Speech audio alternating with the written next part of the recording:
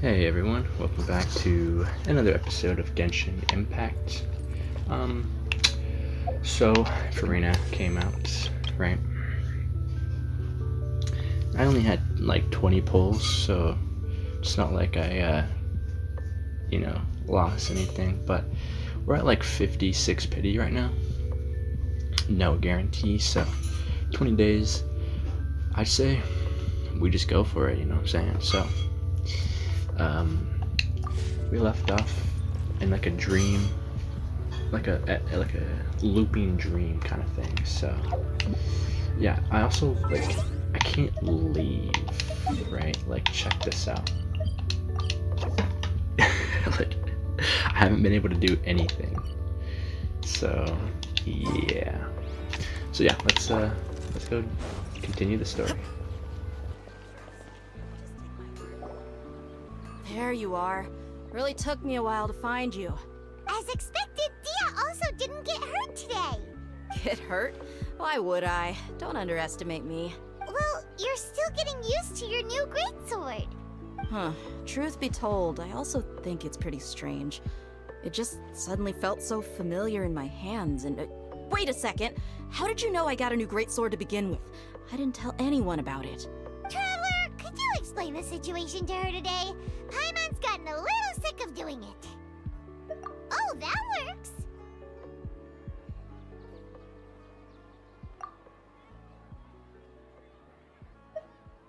What happened to you guys while I was gone?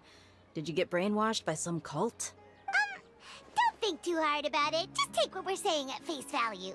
Alright then, let me get this straight. You're telling me that my body's already gotten used to this greatsword, but my brain just doesn't remember it? Yes, your memory's being erased every day. Then I'd have to disagree. That's impossible. Oh? Why do you think that?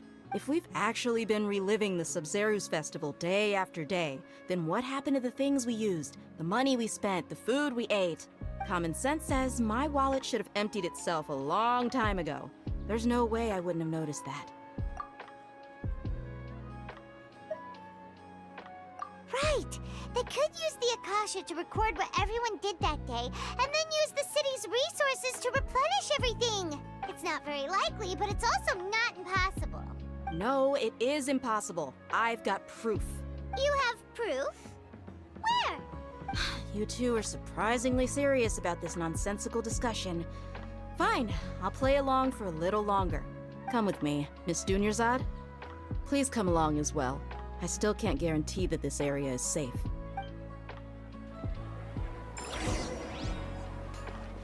Paimon can't believe it's Dia who wants to show us something this time. 2 days ago, we were the ones taking her to see Dunyarzad.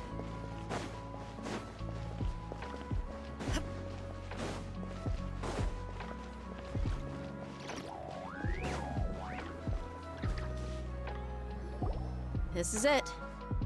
Huh? This is a wooden training dummy. What about it? See those marks on the dummy? Those are the result of several days' worth of practice. Let's say the sages didn't replace it every day. Shouldn't it be hacked to pieces by now? That's true, but what if they did? Then the sages would have had to reproduce every mark I left during previous training sessions. I'm a professional fighter. My martial school has always emphasized the importance of refined control. The force, angle, and entry point of each strike is calculated and deliberate. That's why I remember every mark on the dummy, as well as my state of mind as I made each strike. It's just as they say, each swordsman has their own unique style, and even the same swordsman can't make the same cut twice. It would be impossible to copy these marks. Is it really impossible? What if they used some fancy machine to carve every single mark? People often say that a camera's photo can never replace an artist's painting because the former has no spirit to it. The same thing applies here. At a mere glance, I can differentiate carved marks from the results of combat training. Whew, hope that cleared things up for you. Hey, is this that new brain exercise game that's been super popular with the scholars lately? It's surprisingly fun. Anyway, it's getting late. I should escort Miss Dunyarzad to Nilu's stage. See you later. Well, back to square one.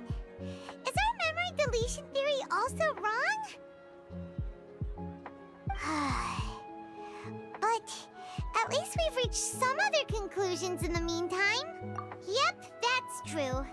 So, can we think of any new ideas right now? Strange? Paimon feels like everything's been strange lately. Huh? Leaving the city? You're right! It's really strange how we never thought of such a simple solution! Many things should become clear if we can confirm the flow of time outside of the city. Paimon can't believe it! Did we miss this because we're tunnel visioning too hard on our other theories? Or because we're just too tired? How about we go back and ask Nahida? Maybe we've forgotten something about leaving the city.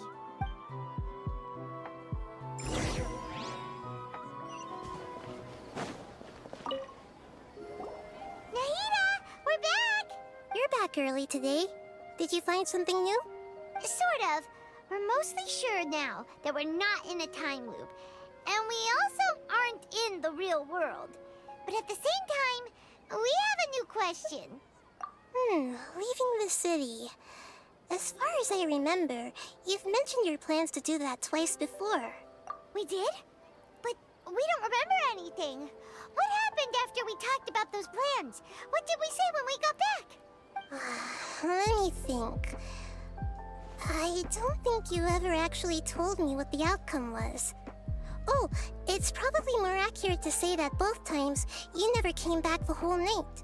But you two sometimes stay out the entire night anyway, so at the time, I didn't think too much about it. It is true that sometimes we lose track of time during our investigations. Before we know it, it'll already be the next day. But still, neither of us remember anything about leaving town. Since when did I have a favorite bench? That's kind of strange. Okay. In theory, I should have already awakened all your memories. Yep, something here's definitely fishy. Let's get to the bottom of this tomorrow.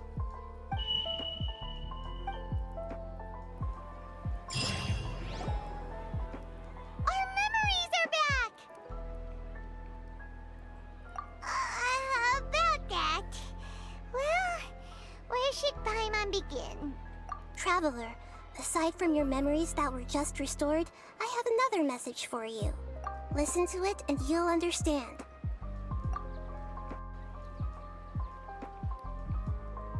Can't go back. There are countless spaces here. Our Sub-Zero's festival in Sumeru City is just one of them. Traveler, you should be missing 2 days worth of memories. Paimon will fill you in. It's time to carry out our plan from yesterday. Okay, let's go.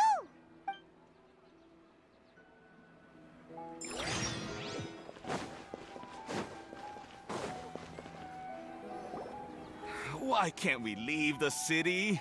What is the academia up to now? Don't ask me. It's not like I can tell you anything. This is a direct order from the Grand Sage. Just wait until tomorrow. I have a real emergency. My goods have already arrived at Port Ormos. If I don't hurry, they'll be stolen. That's your problem. Make sure you make a request in advance next time. But it's not like you can just predict business matters in advance. It looks like the Academia already announced a lockdown for Sumeru City today. How completely unsurprising. Let's go and question them. Hello, sir. Why can't we leave the city today? Here we go again. Don't ask me. I don't know either. We just received an order that no one is allowed to enter or exit Sumeru today. They didn't tell us anything else. Angering me won't get you anywhere. If I had that kind of insider info, I would have left this stupid post long ago. It looks like he really doesn't know. If we can't get anything out of him, let's take matters into our own hands. Why don't we climb over the walls? Those guards can't be everywhere at once. This is a good spot, and the guard hasn't noticed us at all. Let's hurry! Huh? Why? Are you going to leave Paimon behind? But what if things get really weird out there and you get into some trouble? Then Paimon won't be able to help you. Oh, Paimon knows that Paimon can't do much, but we we've always been together. Haven't we? Okay. Paimon will wait for you. Promise Paimon that you'll come back as soon as possible. Just a quick look. And please, be careful.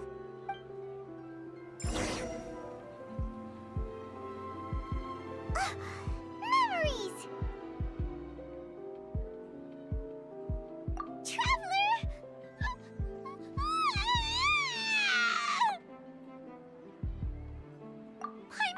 Paimon would never see you again! You just disappeared! Paimon waited for you for hours and hours at the city wall and you never came back! You promised Paimon that you were only taking a quick look! Paimon, calm down. She's here now. I don't think she understood what you were saying. Paimon doesn't care! Paimon wanted to go look for you, but you also said that Paimon should stay! Paimon was so worried and so scared the entire day!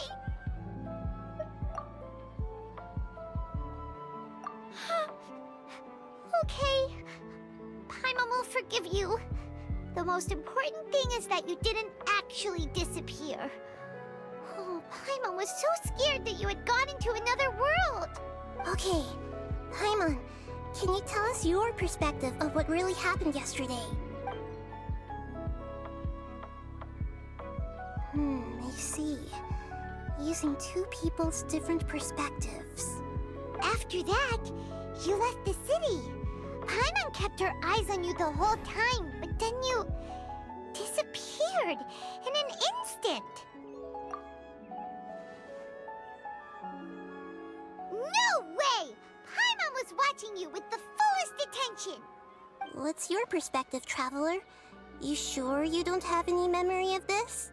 I guess that explains everything. You also lost your memories the last 2 times you tried to leave the city. Those days' memories can't be awoken. So, if we leave the city, our memories will be completely erased? It really sounds like something big outside of the city is being hidden on purpose. But this way, we'll also never discover what's outside. Something like a message? But how can we send it back? Don't look at me like that.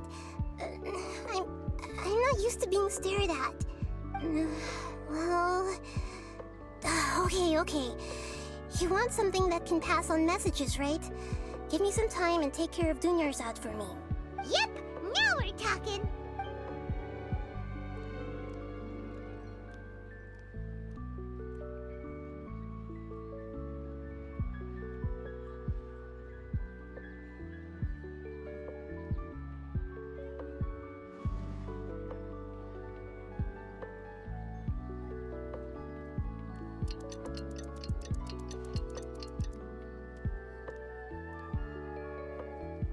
I'm done.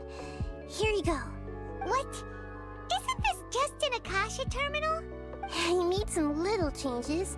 Akasha terminals are already capable of sending messages. I just tweaked it so that it could connect to any node. To make something like this? Nahida, you really know the Akasha like the back of your hand. Anyway, we can use this now to record a message, right? Yep. I'll help you save the messages. It should be pretty easy to use. I just can't guarantee the user's status and signal coverage when they're outside the city. We'll never know until we try. At least we're taking the initiative now. Let's go then. Let's expose those sages. All right. Paimon isn't as worried about being separated since it happened once yesterday. But Paimon still isn't happy about it. Okay. See you tomorrow, Traveler. That covers everything that's happened so far. Yes. Although the signal was choppy and had some interference, we still managed to receive 2 messages from you when you were outside. Okay, now that you understand what's going on, let's hear the messages together.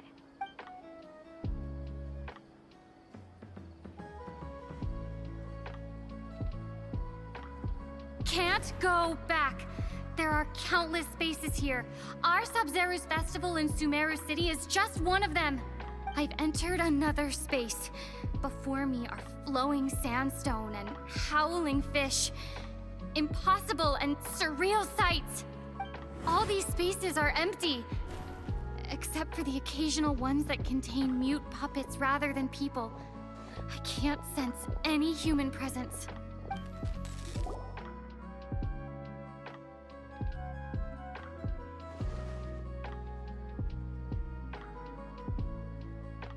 That's one heck of an info dump.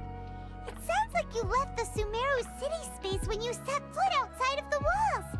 But everything looked completely normal when Paimon was looking out from the inside.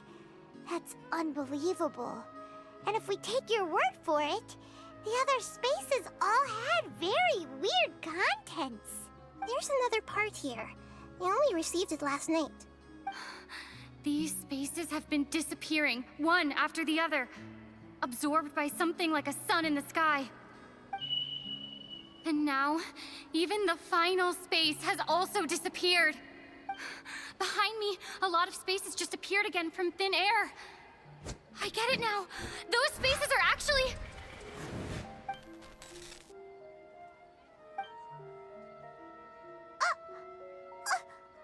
Why did the message end right there?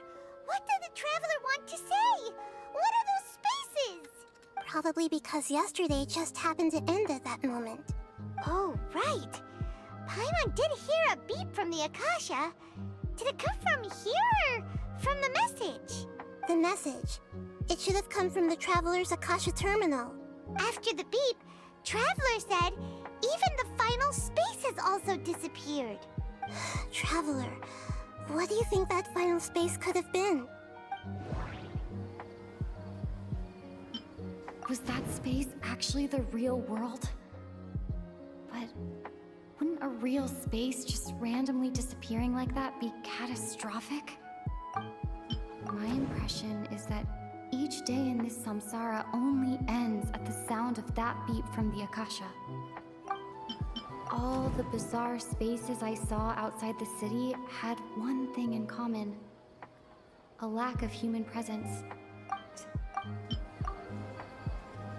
Oh, so that's what it is! After the sound of the beep, the final space, the Sub-Zero's festival, also disappears, and we're taken to the next day. Later on, Traveler also mentioned a bunch of new spaces materializing behind them. Do lots of new spaces appear every day? Paimon's head is spinning. Just what are these spaces anyhow? Well, consider this. For all the horrors of the Archon War, at its heart, it was just a game where a bunch of gods fought over 7 seats. So no matter how strange or spooky things may look on the surface, maybe all they point to in the end is a small and simple secret. Wow, the Archon War, huh? That's an analogy and a half.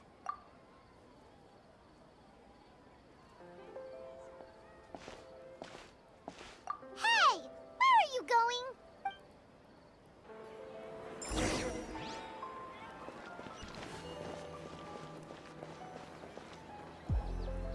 Do you want some alone time to think?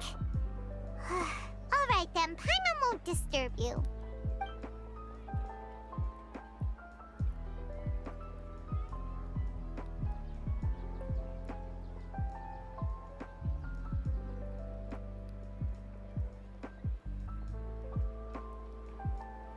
The dance of Sub-Zeros is about to begin. I'm going to go watch it. Okay. Why don't you go ahead, Dunyarzad? We still have some other stuff to do first. Okay then. See you later. Have you figured it out yet, Traveler? Time is ticking away. Awesome! What is it? Paimon wants to know. Oh, wait, no. Let's meet up with Nahida first. You can tell us both together. This time, we're gonna get to the truth.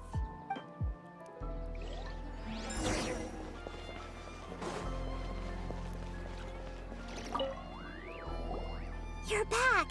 I've been waiting forever for you two. Judging by the looks on your faces, are you ready to take your Sub-Zero's exam and graduate from the festival? Okay, first off, have you discovered the hidden truth?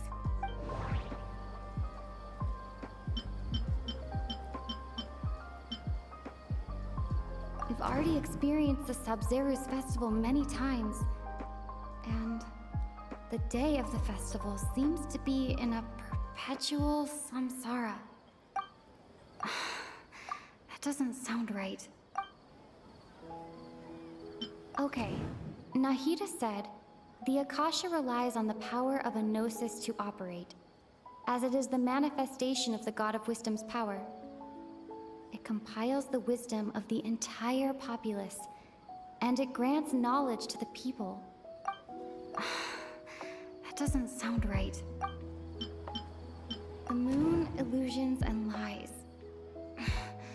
What do they all mean? That doesn't sound right. People in Sumeru don't dream. What a strange phenomenon. All the bizarre spaces I saw outside the city had one thing in common: a lack of human presence. Those spaces remind me of dreams, like the one I had in the Avidia Forest, except these have no sign of human presence.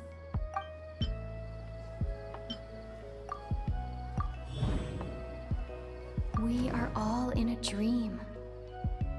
It isn't that the people of Sumeru don't dream. Rather, the Akasha is taking their dreams from them. People in Sumeru think they don't dream, but the truth is the Akasha steals their dreams without them knowing it. And those spaces with no human presence are stolen dreams without their host. That would explain why they sounded so weird when she was trying to describe them. Huh. So people in Sumeru do dream after all. In fact, we're all in one big dream together right now. Correct answer. Now, how did you conclude that the Akasha is capable of this? The Akasha relies on the power of a gnosis to operate. That doesn't sound right. It is the manifestation of the God of Wisdom's power. It compiles the wisdom of the entire populace, and it grants knowledge to the people. That doesn't sound right. Oh, okay. Those dream-controlling creatures in the forest also get their power from the Dendro Archon, right? That would explain why the Akasha has the ability to control people's dreams, too. But is stealing everyone's dreams really how the Akasha compiles their wisdom? Isn't there anything more to it than that? Dreams are fantastical, complex, and full of imagination. People's brains are the most active when they're dreaming.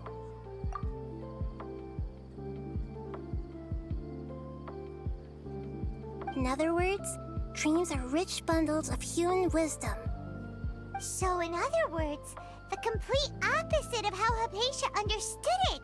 Paimon remembers her saying that the sages think dreams are foolish delusions, and the fact that no one dreams is a blessing from Greater Lord Rukkhadevata. So it was all a dirty trick? The real story is that the sages from the academia are using the Akasha to steal people's dreams for their own use, huh? Oh? By the sounds of it, you understand the current situation pretty well. So then, what about the Samsara? The beep is a prompt tone for Akasha operations. We still hear it every night, even though we removed our Akasha terminals. Those spaces kept disappearing before my eyes. But as soon as that beep sounded, many more spaces materialized. Those dreamscapes kept vanishing. But as soon as that beep sounded, more new spaces appeared. Grand Sage said, go celebrate the birth of that god to your heart's content.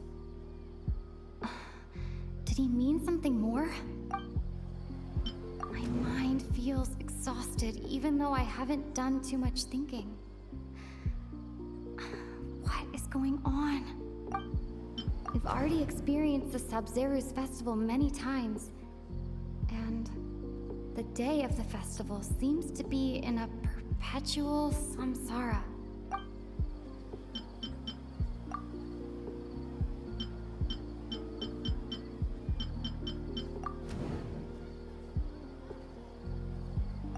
Correct. The Akasha is keeping each person's brain in a constant dream state, but also separating their consciousness from their own dream. Their disembodied consciousness is placed inside the collective dream of the Sub-Zeru's festival along with everyone else's, while their now vacant dreams are harvested by the Akasha.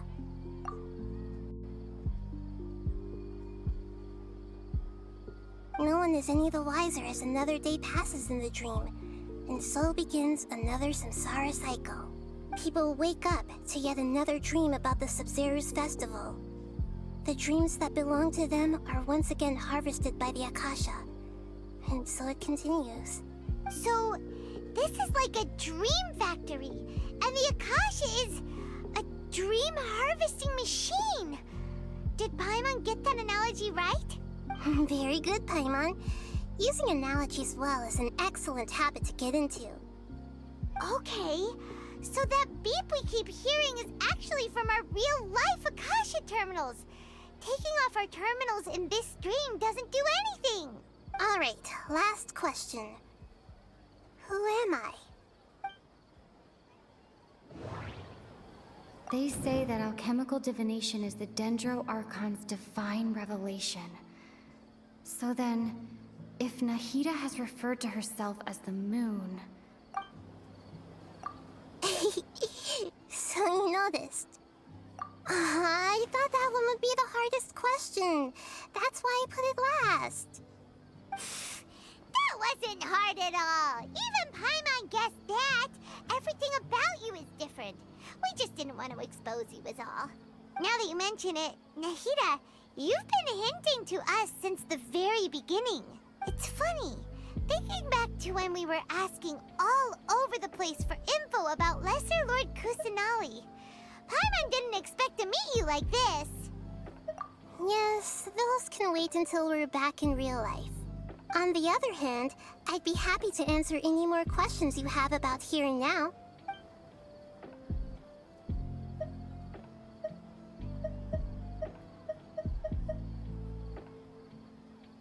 I know, right? Why did they have to base this dream on my birthday? Could it really just be a coincidence? Even you don't know the reason? Wow, now that's strange. The Academia sages are determined to harvest lots of dreams in a short time, no matter the cost. They have to be up to no good. Unfortunately, I don't know anything about it. Traveler, do you have any information? Grand Sage said, go celebrate the birth of that god to your heart's content. Did he mean something more? Celebrate the birth of that god? Could it mean...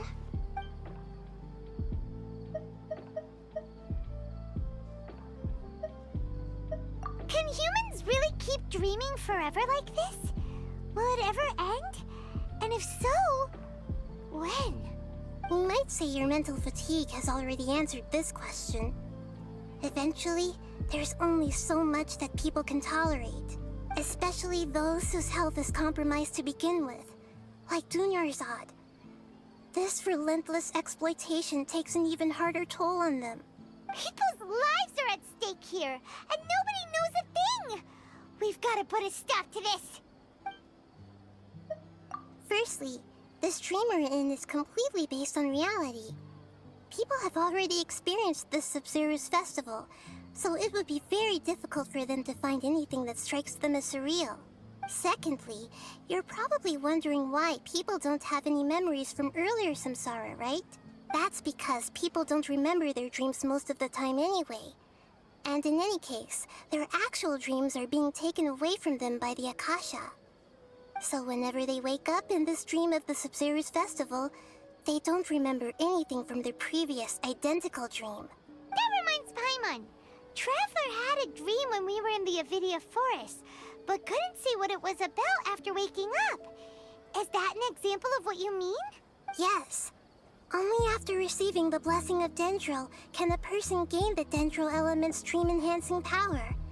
That explains the feelings of deja vu. Meanwhile, everyone else has no idea that they are in the Sabzeruz Festival Samsara, while their dreams are stolen from them over and over again.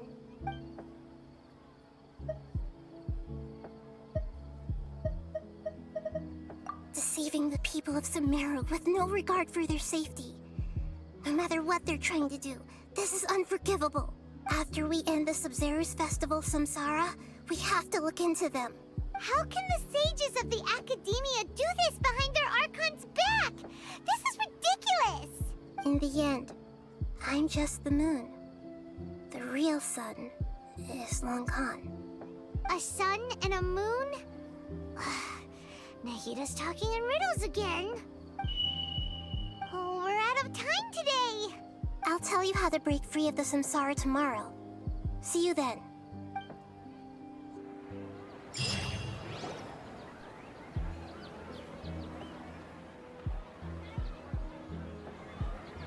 Good morning, Nahida. Wait. Now that Paimon remembers everything, should we instead say good morning, Lesser Lord Kusanali? Hey! What's wrong, Nahida? You don't look too good. I'm afraid that what you're thinking right now is correct. Did Dunyarzad already disappear? No way! Are we too late? The real Dunyarzad's consciousness has indeed disappeared. It can no longer endure the constant dream harvesting. Paimon can't believe it. Wait, so what about that other Dunyarzad? Just what is she? Is she also going to disappear? She's actually something like a puppet, but not completely. The real Dunyarzad's consciousness could no longer keep playing her role in this dream. So another Dunyarzad appeared to replace her in the dream. Just like the grass and the trees, that Dunyarzad is just a building block of the dream that helps to keep it going. But personality-wise, she's nothing like the real Dunyarzad. Puppets are stiff and can't copy a living person's vitality. After all, they're just there as filler. And you know, speaking of which, the old Dunyarzad might not have been too different from a puppet.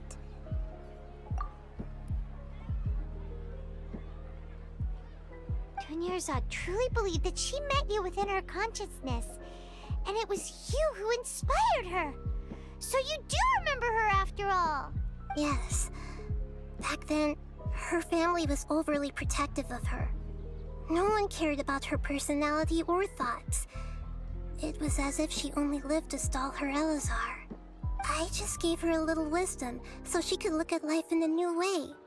So that she could be her own person.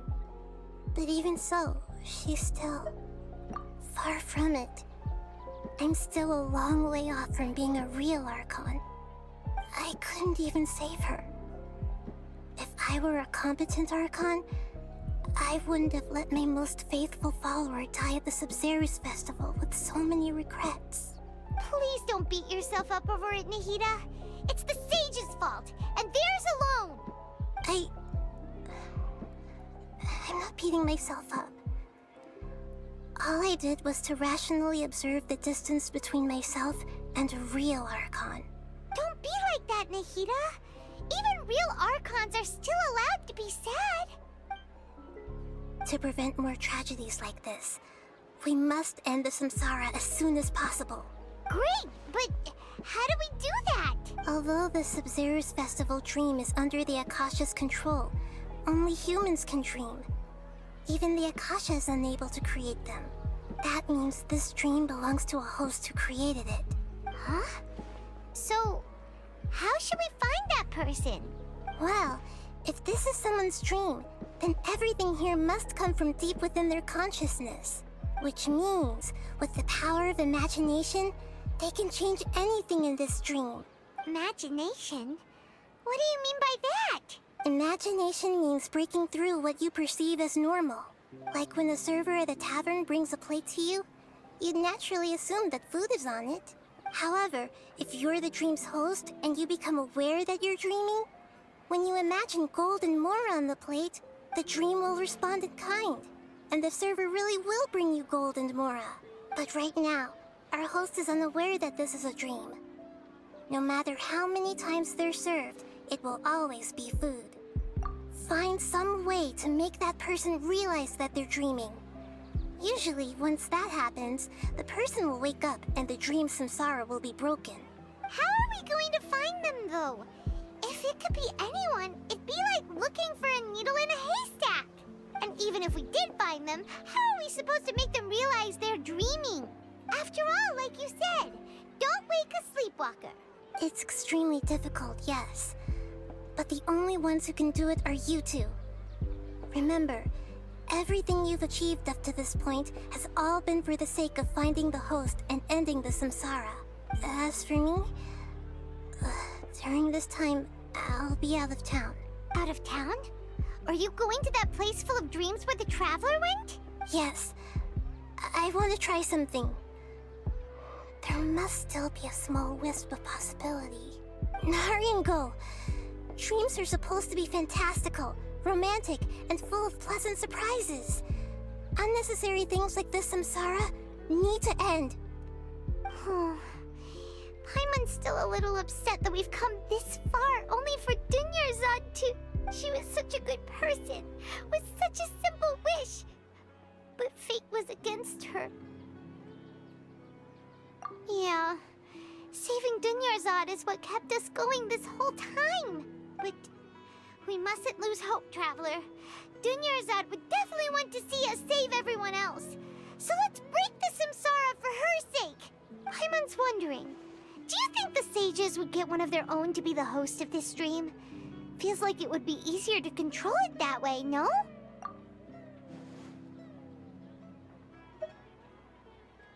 Huh. That's true. Plus, the sages probably weren't counting on there being other factors beyond their control, like Nahida and us. So, who do you think the host of the dream is? Oh, that would make sense. Ferris, the Knight of Flowers, is a symbol of the whole Sub-Zero's festival, right? Pretty core character. Let's go ask him some questions, shall we?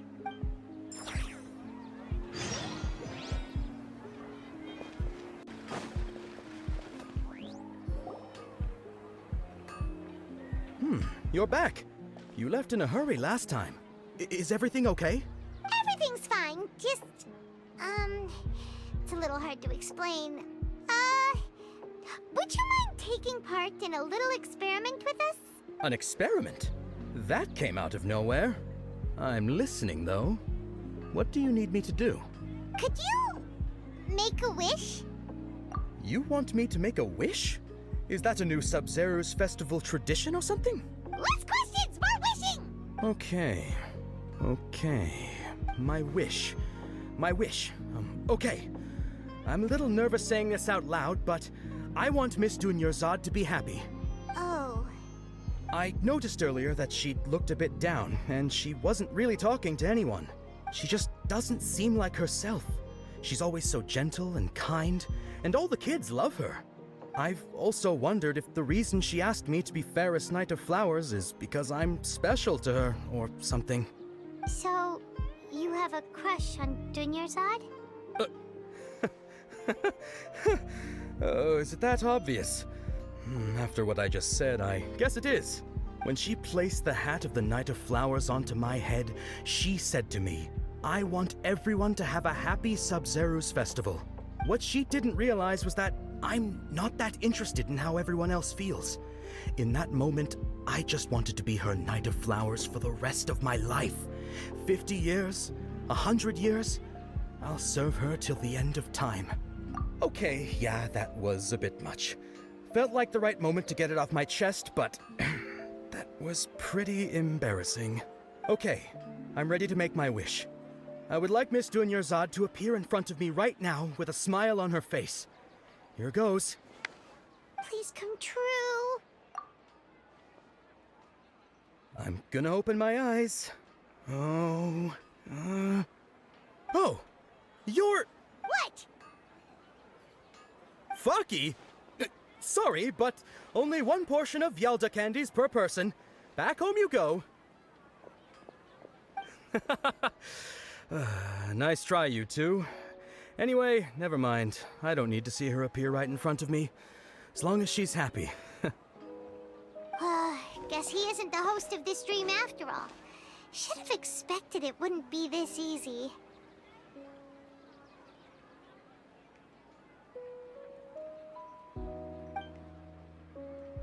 It seems like everyone who knows Dunyarzad loves her. But none of them has any idea that she... My lady, step back. That sounds like Dia! Oh, right. This is when Dunyarzad bumps into the kidnappers. Huh? But Dia can handle them. Hey, Traveler!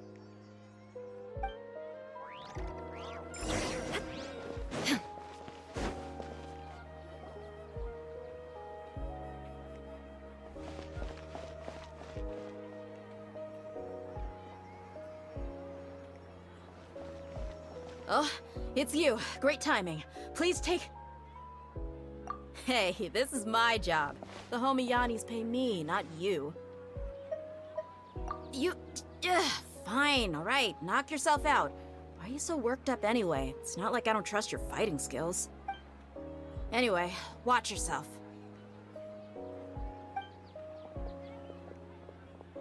So you got yourself some backup. Suit yourself. You're going down! That's close enough. No, my soul! Illusion shattered! Where do you think you are? Animal test 6301. Let me... No escape! Lush as the moon.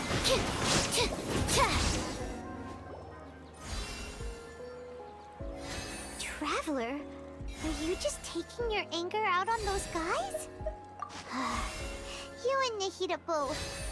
Dunyarzad wouldn't want to see you two like this. Oh, and speaking of her, Paimon just remembered something. Remember how during the first Sub-Zero's festival, before the Samsara started, we came here with Dunyarzad because she wanted to pick something up? She said it was because she had forgotten something. Okay, so Paimon's memory is working so far. Anyway, Paimon also remembers that she is staying somewhere around here. She pointed at... Yeah, even if it's only a tiny clue, it'll probably still help us more than this needle in a haystack search.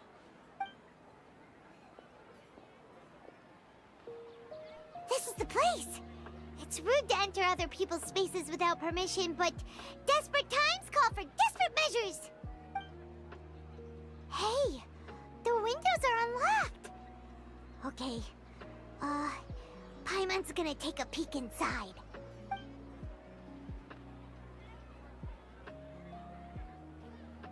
This was only a temporary residence, so there was pretty much nothing inside except this book on the table. Should we open it?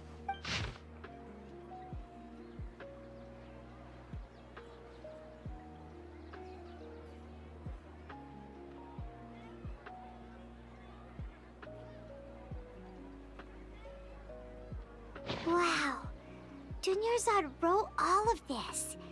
Sounds like she was always thinking of us even while we were away. Even though she was also busy preparing for the Sub-Zero's festival and had all her health problems to worry about. She must have wanted to give this to us as a gift on the day of the Sub-Zero's festival, right? If we hadn't found this book, we never would have known. But now that we know, we can't even thank her. Hey! Where are you off to now?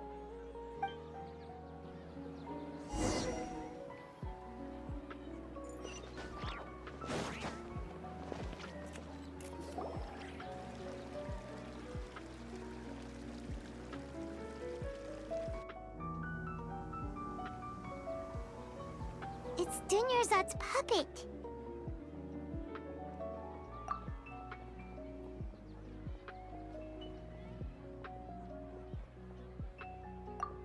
Traveler? You must be exhausted. Come to think of it, We've been stuck in this place for a really, really long time.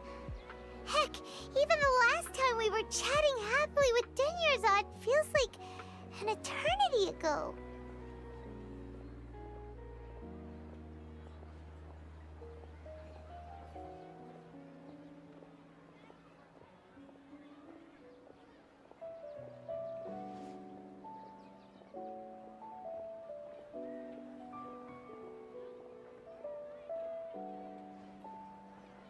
Paimon still remembers when we were sitting here, and the way her eyes sparkled when she talked about Nilu's dance of Sub-Zerus. There will always be frustrations in life, but I know that the point of living is not to leave behind any regrets.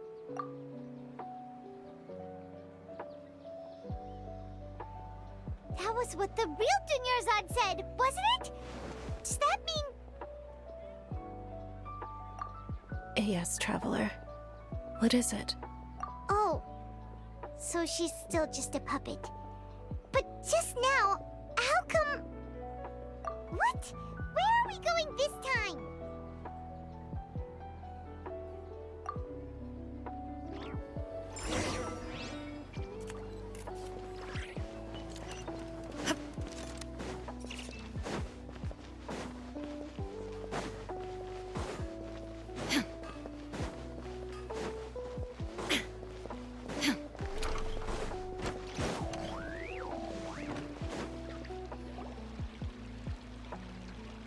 If you continue to resist, we will have to order an investigation into every single event organizer.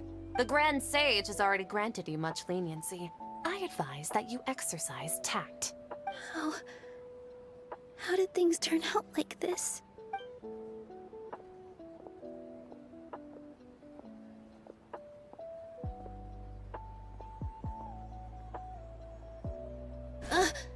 Traveler?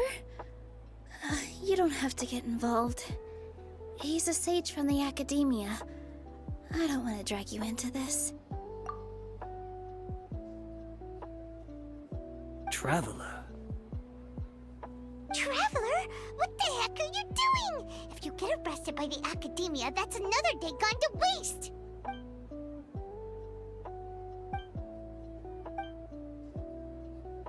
Wait, they're not reacting. Have they been scared stiff? Oh, of course! If this is the sage's plan, they wouldn't put themselves through this. So they're just substitutes. What is this? What happened to the Grand Sage and his entourage?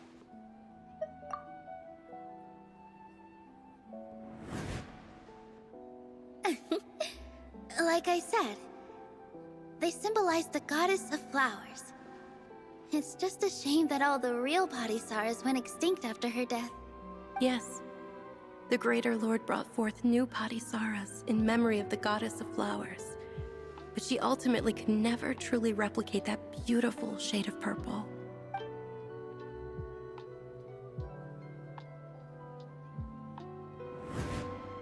That beautiful shade of purple. Aren't these flowers real Padisaras? Just like the ones from the legend? I didn't even notice! Dunyarzad, did you find these? But didn't you just say all the real flowers went extinct after the goddess of flowers passed away? So, how? Yeah. What's going on here? Huh? You guys are acting weird. But okay, I'll try.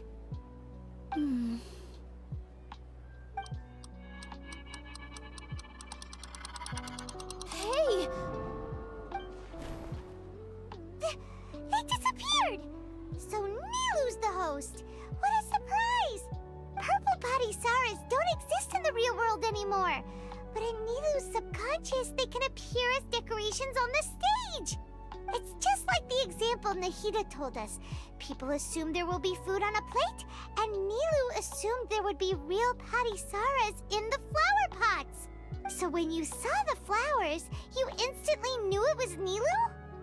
But if we want to end the Samsara, we need the host to become aware that they're dreaming. How should we make Nilu realize that? Am I dreaming? Huh? So I'm right. Is this Lesser Lord Kusanali responding to our celebration of the Sabzeruz festival? Wrong guess, but you aren't completely wrong either. The point is, what made you think this is a dream? As far as you know, people in Sumeru don't dream, right? Yeah, but have you heard the tale of the first sage? To prevent a calamity, he went on a journey to find the Dendro Archon. Ooh, sounds familiar. Dunyarzad told us a story like that when we first arrived in Sumeru City. So it was about the first sage, huh? Yep, but in the part you heard, he hadn't become the first sage yet.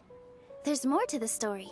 His piety and wisdom were acknowledged by the Dendro Archon, and she finally gave her blessing to him.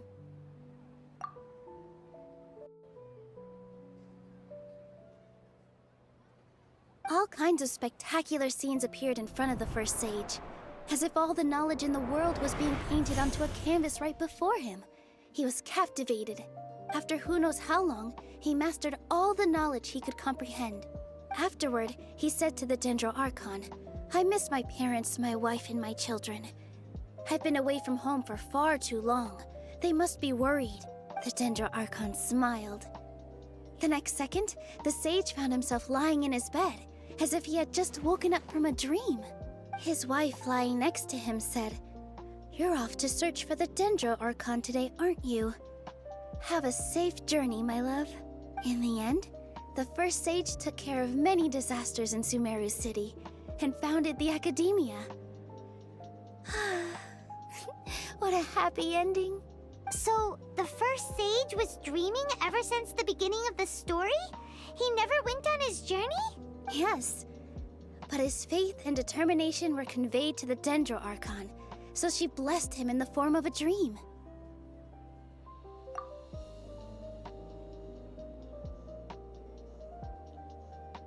Paimon understands where you're coming from now. That's a really interesting connection. But we really gotta wake up soon, like the sage in the story! I see. Well, it just so happens that today's Sabzeruz festival is almost over too.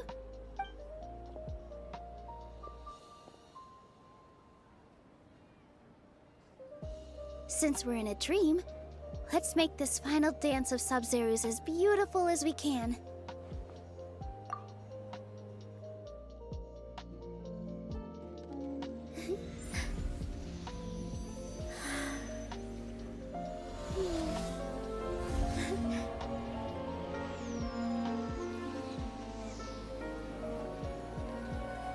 The wait is over, everyone. I dedicate this to our god, the dance of Sabzeruz.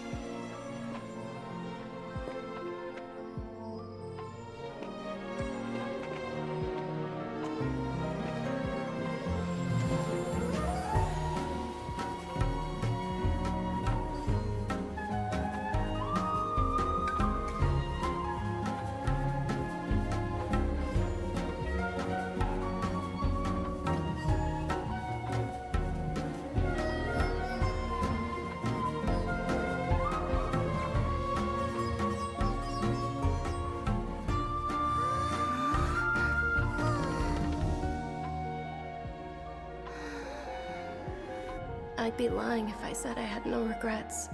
I would have loved to see Nilou's dance.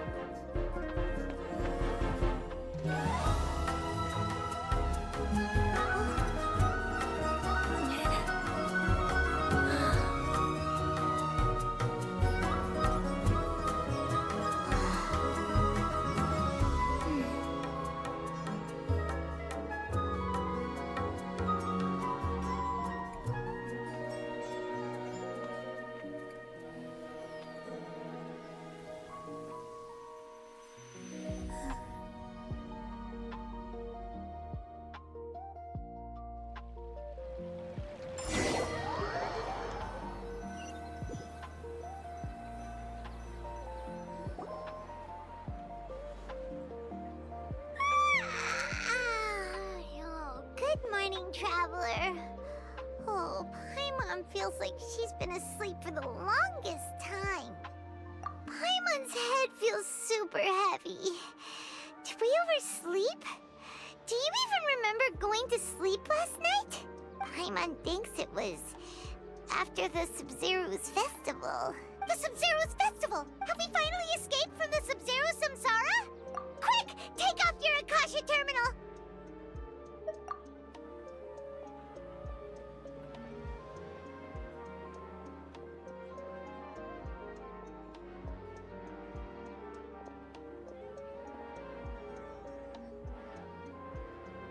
She's not in her room. What happened?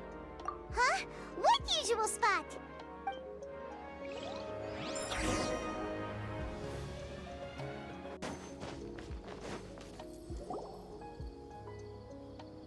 Well done, Traveler and Paimon. And thank you, Dunyarzad, for organizing the Sub-Zero's festival for me. I'm sorry, who are... Dunyarzad! You're okay! Oh, don't scare us like that! Oh, Traveler Paimon. I have something amazing to tell you. I just had a dream. And I saw Nilou performing the dance of Sub-Zeros.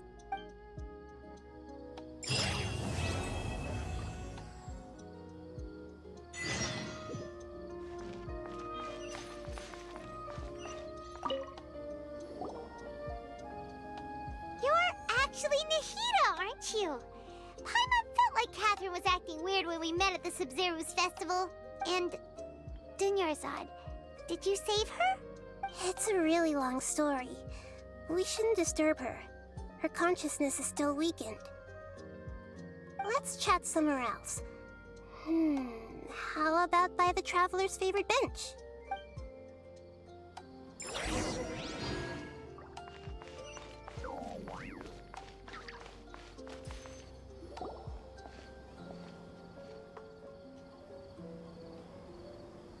Let's talk about Dunyarzad first. It's such a relief that she's all right. After we parted on the last day of the Sub-Zero's festival, I left the city and saw what the Traveler had described. Among the countless dreams, I found one that was growing fainter and fainter. This proved my suspicion. Once Dunyarzad could no longer bear the Akasha harvesting her dreams, her consciousness began to dissipate. But this also meant it escaped the Akasha's control. Such a small fragment of consciousness can't last for very long, though. It will return to its original dream, where both will gradually fade until they completely disappear. I used all the power I had to keep her dying dream alive as long as possible, but it still wouldn't have lasted for much longer if it hadn't been for you two breaking the Samsara. So it looks like we did manage to save Dunyarzad in the end, and not a moment too soon. Huh? Why are you two smiling so happily? I thought you'd be so moved that you'd start crying. I need to spend more time observing human emotions. Both are fine. Everyone reacts differently. All right. You two must have a lot of other questions for me, right? After all, you saved my faithful believer. As your reward, I will answer any and all questions. At the Avidia Forest, there was this incense that made the Traveler fall unconscious and dream of a huge tree and a red sky. You also heard someone's voice, right? It said world and forget me. Yeah, so you do know! We've been wanting to ask you what that was about, and if the red sky was related to Conria. It seems like the Traveler established a connection to Irminsul. That was a message left by Greater Lord Rukkhadevata's residual consciousness in Irminsul. Perhaps her last memory before she died. As you two probably know, Greater Lord Rukkhadevata disappeared after the disaster in Conria. The timings of these events do line up, so your suspicions are reasonable. A message from Greater Lord Rukkhadevata? We thought it was from King Deshret. King Deshret? That god who died even longer ago? Some present-day desert dwellers still worship him. You probably just heard some of their conspiracies. Okay, so what does the message mean? I still haven't managed to decipher it. Even the Akasha isn't currently capable of doing that. Greater Lord Rukkhadevata's residual consciousness in Irminsul seems to be contaminated with something that has a very dangerous aura to it. Many devoted scholars go mad as soon as they connect their consciousness. I've warned the Academia about this many times, but people still keep falling victim to it. But I believe this is the key to saving Irminsul. That's why I've kept trying to decipher it. So the tree in the vision was Irminsul?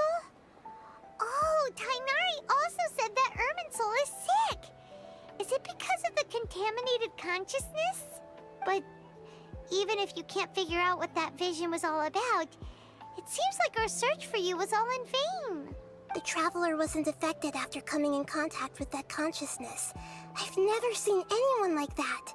With you here, we may have a chance at deciphering it. No, we must decipher its secrets. I've already eliminated all other factors that might affect Irminsul. This is the only one left. This puzzle has life and death at stake. It could determine Irminsul's fate, as well as Tevat's. To be accurate, I'm using the Akasha as a medium to occupy Catherine's consciousness. How did you do that? Poor Catherine. Does this mean you can also occupy other people's consciousnesses? Theoretically, I can enter anyone's mind as long as they're wearing their Akasha terminal. The Akasha is the legacy of Greater Lord Rukkhadevata. As Lesser Lord Kusanali and the first Akasha terminal, my consciousness has always been linked to the Akasha. I've always respected my people's free will, so I've never actually occupied their consciousness. When necessary, I just borrow this bionic Snezhnayan puppet. Hold on. Did we just learn some deep, dark secret? So Catherine is... No wonder Paimon felt something was off about her. What about your own body? Why do you need to borrow other people's? Don't you live in the sanctuary of Surasthana? That story begins a long time ago. After Greater Lord Rukkhadevata disappeared, the sages found my newly born self and took me back to Sumeru. At that time, I was young and weak. The sages kept me in the sanctuary of Surasthana, ostensibly for the sake of protecting me. But I've hardly heard from them since. However, I do understand that they had hoped to find Greater Lord Rukkhadevata instead of me, a symbol of her passing. So, the sages basically put their new Archon under house arrest? How dare they! Why don't you teach them a lesson, Nahida? In some ways, they aren't wrong. Greater Lord Rukkhadevata was omniscient and omnipotent. Even after her death, the Akasha is still empowering this nation. And I'm still really far away from being able to call myself the God of Wisdom. Moreover, the Academia is also more proficient at governing this country. My existence has little meaning. Yeah, you got a lot of believers. Just look at the Sub-Zero's festival. Everyone who showed up truly loves you. Thank you for the kind words. But I honestly don't need physical freedom as long as I can connect my consciousness to the Akasha. Trying to find a way to save Irminsul is my life's mission and top priority. I will work on that, and try to live up to being a deity in the meantime. Every once in a while, I will also take up the duties of the God of Wisdom and enlighten a lost soul here and there. Doing all that should be enough. There's never been any big problems with the Academia's governance of Sumeru. This is the first time I've seen them step out of line. I wonder what caused them to go down this path, and what they hope to achieve. Even though the city's residents haven't noticed anything strange, if the Traveler hadn't broken the Sub-Zero Samsara, the situation could have become dire. I tried to do some investigating in the Akasha, but I couldn't find anything suspicious. And all the people of interest seem to purposely avoid wearing their Akasha terminals. I think they're deliberately trying to hide something. Oh, that reminds Paimon. In Gandharvaville, there was a sage who had invited Tainari to join some kind of project. Could it be related? Regardless, I need to first investigate the sage's motives, make things right, and punish them if needed. But I'll have to be discreet, or they'll see me coming. You mean how the Akasha stops you from having dreams? Yeah, it's been such a long time. No one's noticed something's up? It's not that no one noticed. It's more like no one cared. Ultimately, it's all rooted in the Sage's misdirection. Misdirection? The Sages convinced everyone to believe that being unable to dream is a sign of rationality and wisdom. Not dreaming is a badge of honor in Sumeru, even if the truth is that their dreams are being reaped by the Akasha. With their propaganda in place, the Sages can maximize their use of the Akasha to facilitate their research. Besides, Greater Lord Rukkhadevata must have created the Akasha in the hopes that it could be used to its full potential. That's why I've never come out strongly against this. Anyway, the perspective advocated by the Sages drowned out any voices of doubt. By now, even those who never use Akasha terminals find it too shameful and embarrassing to talk about their dreams. Got it! I hope my answers were satisfactory, seekers of knowledge. To be honest, maintaining Dunyarzad's fading dream took a lot of mental energy. I think I may need to rest for a while. Oh, and you don't need to worry too much about the Sage's activities for now. The Akasha won't be able to conduct another project on the scale of the Sub-Zero's Samsara in the immediate future. Go and get some sleep. Leave everything to us. What a relief. This is truly the most exhausting birthday I've ever had. Traveler? Paimon? Why am I here? Do either of you know? Maybe you were sleepwalking. You know you can't wake up a sleepwalker.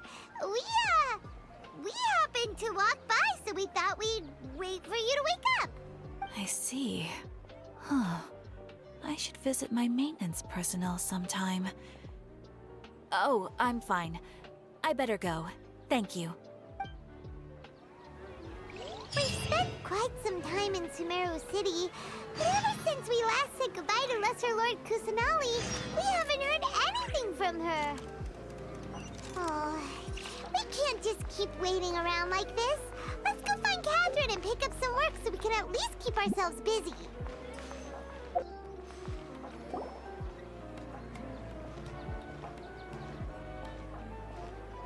Ad Astra Abyssosque.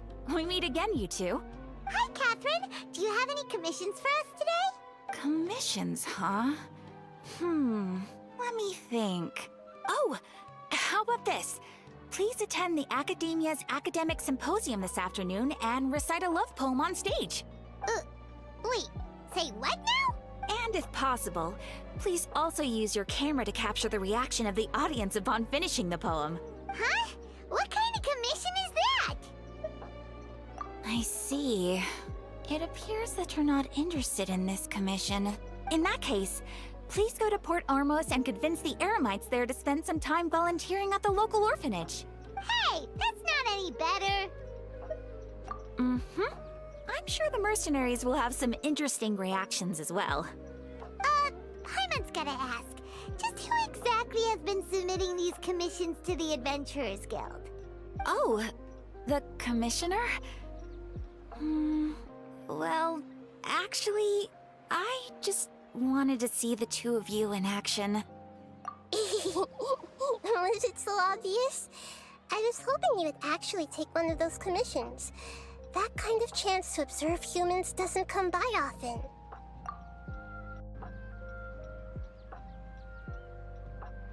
Ah, so it's Nahida. Paimon just knew Catherine wouldn't crack those kinds of jokes.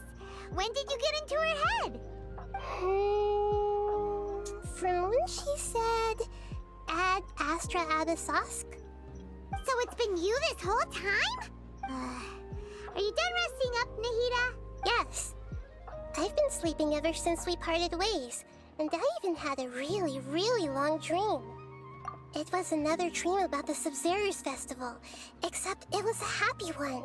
In my dream, I was sitting in the middle of a flower terrace, and everyone in Sumeru City was holding hands as they danced in circles around me. They danced round and round, and everyone looked really happy. I also got to sit on a gigantic flower carriage. Ferris, the Knight of Flowers, raised me really, really high above the ground, and I was throwing an endless amount of Yalda candies at the children. You know, Nahida, maybe your dream is how the Sub-Zero's festival really should be. It's meant to be a joyous time where everyone gets together to celebrate your birthday. Huh? Wasn't I describing a really happy dream? Why are you both looking at me like that? Wait, could this be an example of the emotion known as pity? No, we aren't pitying you. That would only make everything worse. We just don't want you to feel too sad. By the way, have you had a chance to visit Dunyarzad? How's she doing? The Homianis haven't allowed any visitors after the festival, so we haven't been able to check on her. Yes, I paid her a visit right after I woke up. She was resting at the time. Her condition is stabilized. However, since Elazar is a manifestation of the withering on the human body, we can only cure it by finding a way to take care of Irminsul's own withering. But for the moment, our top focus should still be figuring out what the sages are up to and what they're planning. Right. Who knows what'll happen if they manage to pull off another scheme like the Samsara of the Sub-Zero's festival. So our first priority should be investigating and putting a stop to the sages' activities. As for how we should pull that off, let's discuss it somewhere else. There are too many adventurers around here. Oh, good point. Sorry, adventurers. We're gonna be borrowing Catherine for a little while.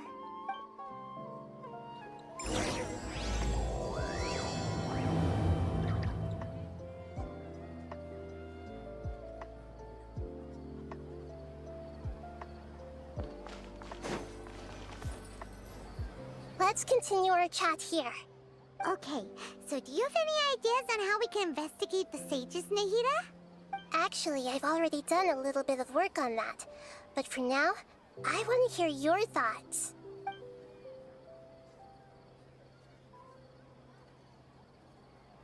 I've already tried that, but all the key members of the Academia, even the core of 30 guards, intentionally avoid wearing their Akasha terminals. It seems that from the very beginning, they've been guarding against info leaks from the Akasha.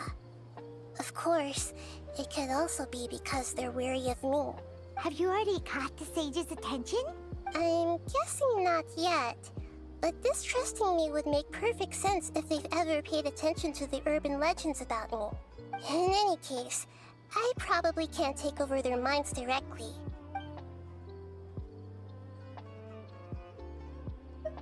We're in the dark as of now. Since we still don't know anything about their goals, any rash move could tip them off and lead to terrible consequences. After all, every person in Sumeru City is one of their hostages.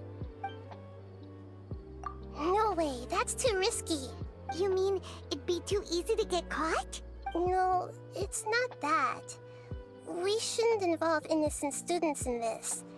A single mistake could completely ruin their lives. Doing that would be ignoring the safety of my people for my own selfish goals. How is that any different from what the sages are doing? That's a good point. Spoken like the god of Sumeru. Are we really out of ideas? Nahida, you're super smart, so you already have something in mind, right?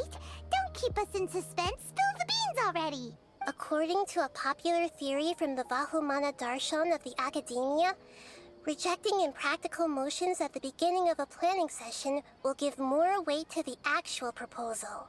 Okay, but aren't you the god of wisdom? You don't have to use that kind of gimmick to make us take your ideas seriously. Well, I've been thinking that if I can't directly possess the leaders, and if I can't get ordinary people involved, then I should find someone who's already involved, but hasn't decided to side with the sages. You're saying we should recruit a spy? That does sound like it could work. Oh, before coming back, we met someone named Alhaitham. He seems like he acts alone, and he likes doing stuff behind the Academia's back. They probably aren't in cahoots. Actually, I already have someone in mind. Do you still remember that female scholar named Sataria? Sataria. Paimon remembers now. Isn't she the one who's always trailing behind the Grand Sage of the Academia? We ran into her basically every time the Sub-Zero's festival repeated itself. You could even say we're old enemies by now.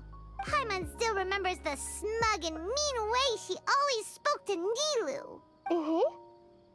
I've always liked observing all kinds of people, and Sataria has always stood out from the crowd. She was born in the desert and was hailed as their greatest genius. Her academic gifts allowed her special admission into the academia, and also gave her the opportunity to serve as the sage's assistant. Oh, Paimon didn't know she was from the desert. She must be pretty special then. Paimon feels like most of the desert dwellers around the city are working as mercenaries. The name Sataria means star.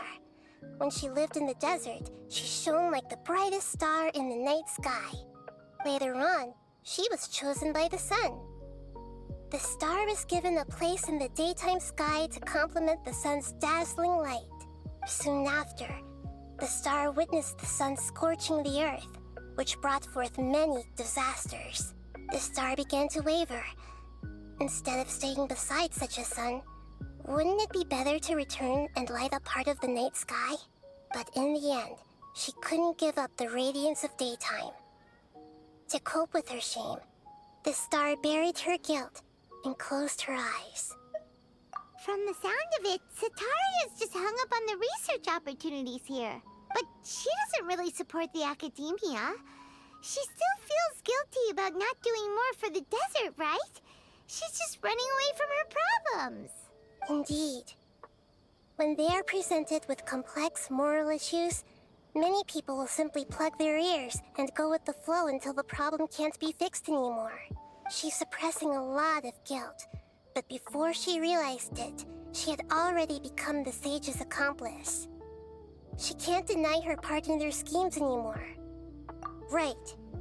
We must somehow make her face her problems again. That way, not only can we get useful intel from her, but she can also use it as an opportunity to redeem herself.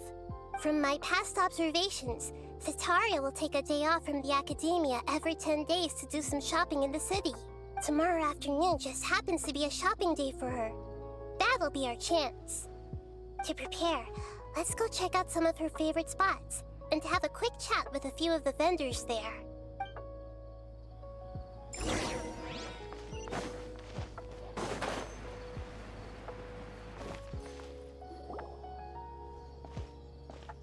This should be Sataria's favorite fortune-telling spot. So should we ask the fortune teller about Sataria? No, I already have enough information on Sataria.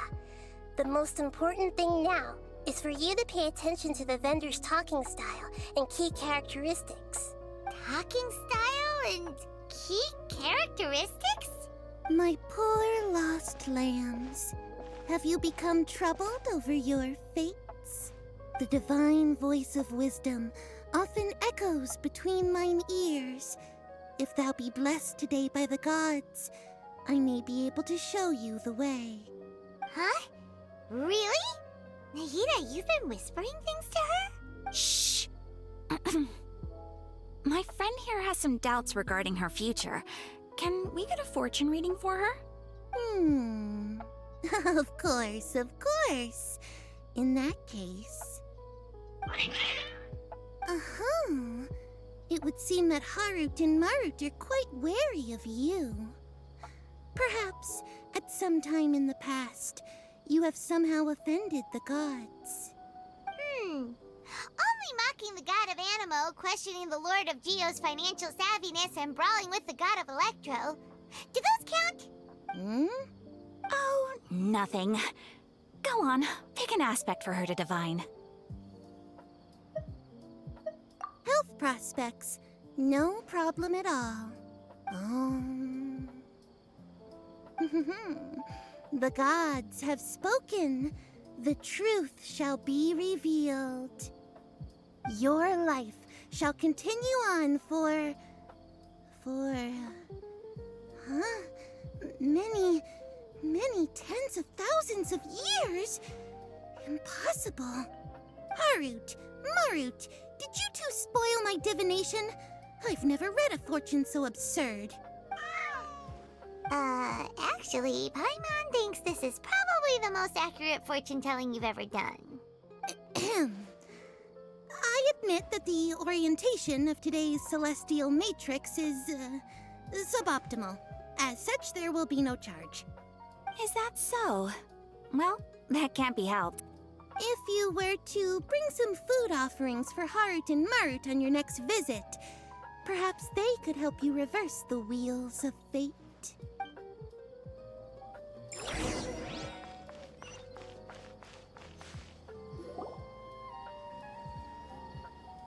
Is this another one of Sataria's favorite stalls? Yep. It belongs to a king. His father helped Sataria a lot when she first moved to Samsara City, so she still comes by whenever she has time. When I start talking with him, listen carefully to the details of our conversation. Ah, dear customers. Would you like to look at some pottery? We caught wind of your great craftsmanship, so we specifically came to take a look. Oh, I recognize you. Aren't you Miss Catherine from the Adventurers Guild? Sounds like I'm in for some big business. Speaking of, where did you learn this trade? I suppose you could say it all started with my dad. He's a mason by trade, but I picked up an interest in clay while apprenticing for him. After that, I began making pottery by myself in secret, and I simply changed trades when my works turned out well. Although it's a pity that I'm no longer making much use of the knowledge provided to me by the Akasha. That's nice. You're making a living doing something you love. So is your father still working as a mason? Oh no, not anymore. A few years back, he fell from a roof and broke his leg. Since he had already saved enough Mora over all these years, he's just enjoying the retired life in Port Ormos nowadays. I see. We wish him peace and happiness in his retirement. I'll have someone in charge of logistics at the guild come by another day for some goods. We'll leave you to it. Take care now. No problem. Rest easy, all our goods are sure to meet your every need.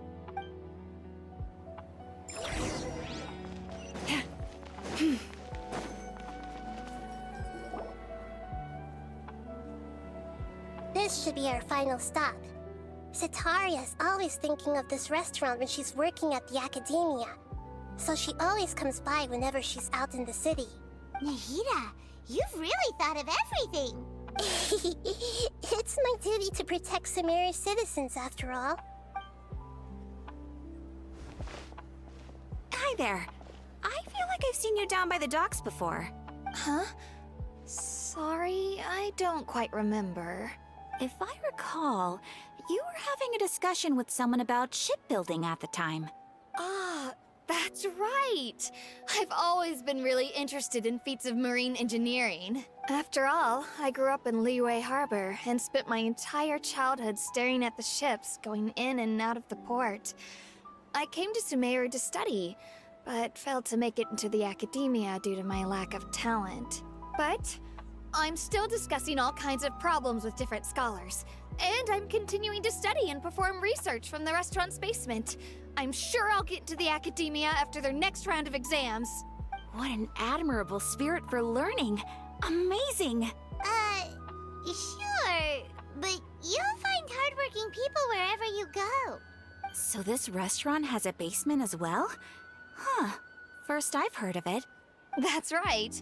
It's not usually open to patrons. Most of the time, employees use it for breaks or to hold private events. I see. Guess that makes sense. Well, good luck with your studies, Miss Chishan. Thank you so much. As long as I can make it into the academia as an official student, I'll be happy.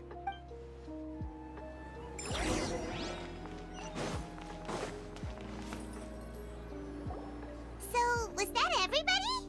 Mm-hmm. 3 familiar faces should be enough for Sataria. What's the point of all the information we've collected? Nahida, you still haven't told us how you're planning to make Sataria face her problems. Sataria is already used to avoiding her problems, so we must find a way to break through her usual sensibilities. I remember you mentioned that the Eremites in Port Ormuz are all making a fuss about the upcoming resurrection of King Deshret. Although it's all just a boatload of nonsense, the fate of her homeland may turn out to be Sataria's soft spot. Oh, Paimon gets it now! You want to take advantage of the guilt Sataria feels about her homeland. Although she knows she should return home to help the people of the desert, all she's done is conspire with the sages. So how do we set that up? Well, King Deshret is long gone, and Sataria is also too smart to fall for any simple tricks. If we simply engaged her under the guise of King Deshret's believers, she would definitely be wary of us, and we may not get anywhere. But if we were to borrow some of her close acquaintances to talk with her, her reaction would probably be very different. So, you mean you're going to possess those people we just talked to? Yep. Possess them through the Akasha. Imply they've already converted to the faith of King Deshret, and then convey our made-up will of King Deshret. As long as everything goes smoothly, we'll get through to Sataria for sure. She'll never guess that we had anything to do with it. Ah, so that's how you're going to use all the info we collected on these people. It's so that you won't slip up and break form. Possessing them will only work if you can manage to pass off as them. Exactly. So, best of luck with impersonating them. Huh? Best of luck? But we don't know how to possess anyone. That's no problem at all. I'll just share all their senses with you once I've possessed them.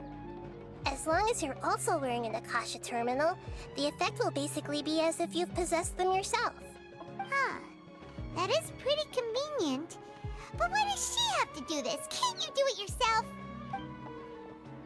Although I've been observing humans for a while, I've never been good at imitating them. You're not wrong.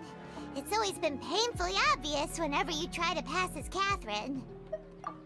If it was at all possible, I would have preferred to leave these people alone.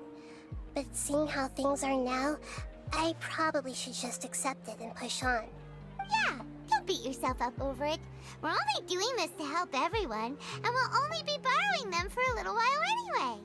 Alright, then let's give it a go tomorrow afternoon.